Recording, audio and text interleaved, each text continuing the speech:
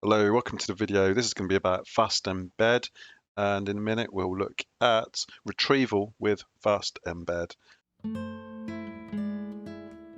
First, just want to cover my kind of AI ML checklist. So these are my criteria for looking at a tutorial, web page, video, whatever. Can it run on old basic hardware, i.e. what I'm trying to learn? Can I learn it without having to buy a new laptop or pay for tokens and subscribe to something? By the way, subscribe to this channel because this channel's free. Is it free? Is the software that I'm trying to run free? Is it freemium? Uh, is it supposedly free, but really I need to subscribe to AWS or Google Cloud or whatever? So can I run it locally? Sometimes you'll see someone like Quadrant, they give you the Docker image, so it's really easy to get started. And at no point, you can do whole projects without needing to go to their cloud offering. And that's often important because some companies, especially when you get a job doing this, a company will sometimes want all of their data to stay on site. Can I learn the concepts quickly? So yeah, just you can tell that just by looking at a kind of a web page. Have they got kind of how to install stuff?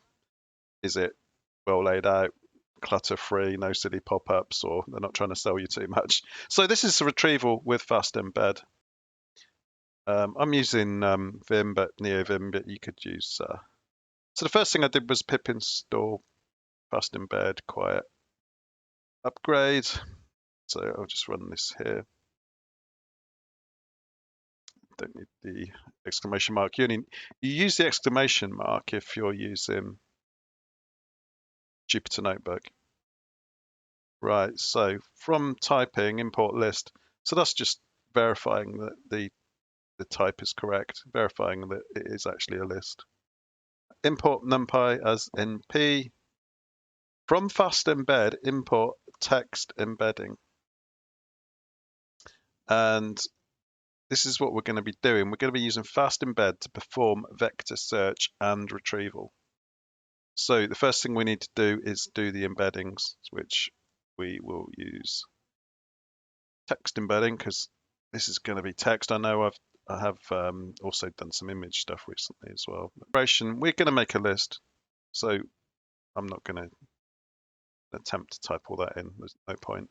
So it's documents, which is the variable name, and then the type is a list. So if you're familiar with Pydantic, for instance, the aim of this is to learn more about AI and doing embeddings and stuff. Right, initialize the default embedding class with the desired parameters. So embedding model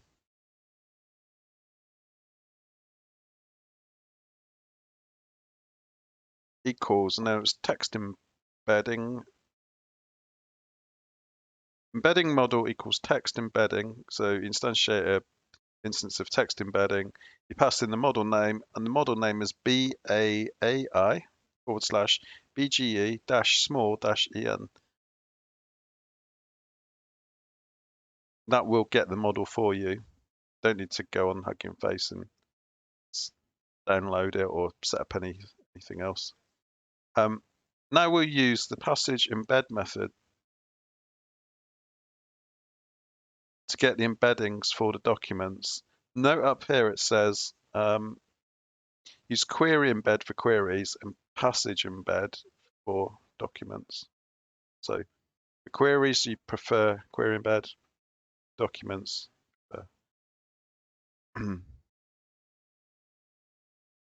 So we'll use the passage embed method to get the embeddings for the documents. So passage embed, and then down below when we do the query, we'll be using query embedding. Query embedding there, query embed. Sorry, the query embedding is the variable name. Query embed just here. So we're still doing the embedding. We'll do the query afterwards.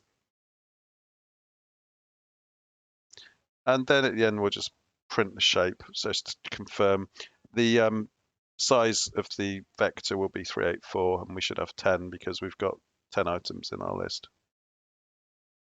So we're printing shape of the array and then comma, so that's two separate things. There's just a comma and then there's a space there just because it's a 384, so it's not kind of multi-dimensional.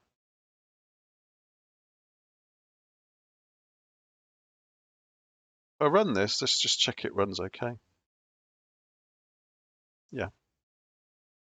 So far so good. So that's done the embeddings, and we saw that it gave us the 384 and the 10. Sorry, I skipped past that quite quickly. So the query equals, and then it's just a string. Query embedding. So you basically take your query, and then you run the query embed method on it, and then you take the first element of that list. So we've got query embedding, we've got plain query embedding.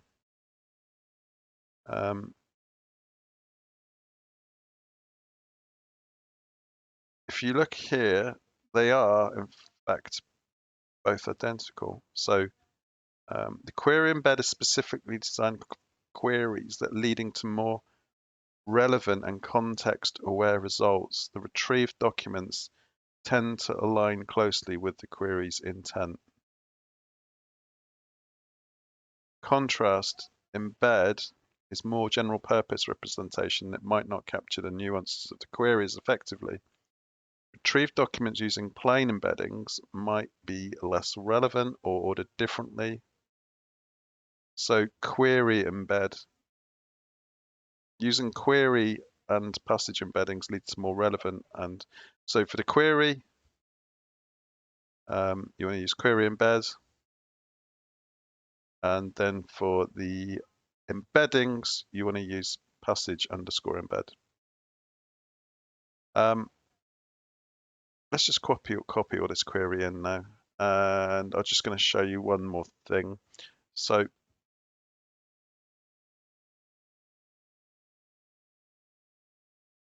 we're using the query embed as instructed. We've also got the embed. So that was one which they were saying is slightly less accurate. Just going to make a function, define print top k, where k is 5, so top 5 results. We're going to do the np dot. So that's kind of how it's going to compare. That's the metric that it's going to use when it's comparing all of the embeddings against your query. So that's how it's going to calculate the accuracy or the closeness, similarity. Sorted scores, NP sort, so it's going to sort them descending order, and then it's going to print the top 5. It's not going to do anything because we haven't actually used it. So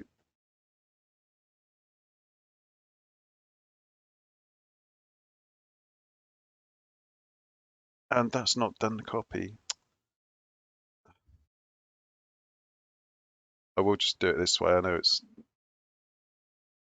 a bit clunky. Right, so query embedding, embeddings and documents, k equals 5. This will work. I've copied this, but this will work because they've kept the variable names in the function the same as the actual variable names in the rest of the code. So do this. It should just find the top 5. Yeah. So it's found that one and considered. So there was probably no difference between those top 2 because it mentioned the name. So if we go back up and look at the actual text again, you'd expect that to be one of the top results, and that was the other one. So we should just get the 2 that feature their name. I don't know if it was his or her. So there we go. That's how to do fast embeddings without actually needing to go off to Hugging Face or anything. The first time I ran this, it did show a progress bar as it was pulling down this model, but it's only 70 megabytes, I think, from memory. You have your data, then you embed your data, which gives you vectors, which then go into vector database. In this case, this must be this is all in memory. So far, I've just stuck to the quadrant vector database, which has got amazing tutorials. So I thought I'd just take a step back and just cover this, just if it's of interest to anybody who's not really interested in any vendor-specific vector databases at this stage, and you just wanted to kind of learn the concepts. So I think probably the key thing here is actually this line, where using mp dot embeddings, query embedding. So NumPy calculates the cosine similarity between the query and the documents. That's what's going on here. So this is really the clever bit, really. And obviously the model, but the model's already done for you, so you just pull the model down and yeah, just treat that like a black box, so to speak. It's a self-contained thing which does the embeddings, and yeah. So there we go. Hopefully you've learned that the models don't have to be large and you can run them in memory. Quadrant actually write fast embed or support it. And yeah, this is just a nice way to kind of ease into some of the kind of the syntax that you'll come across. Once you've done it a few times, you'll start getting used to. You'll recognize 384, 768 is really common as well. So yeah, NumPy is quite important if you're going to be doing any kind of data preparation, and pandas as well. But I think NumPy is kind of why use pandas if you can use NumPy? So there we go. That's fast embed. It's on the quadrant.github.io. 1,200 stars. Go to repository. Fast, accurate, lightweight Python library to make state-of-the-art embedding. What's not to like? And you can actually run it in Rust as well if you're interested, which I've done. And there's the instructions on using. You will see it's from Quadrant import Quadrant client, and that's the Quadrant side of things. But there we go. Thanks for watching. Thumbs up and subscribe and all the usual. Cheers.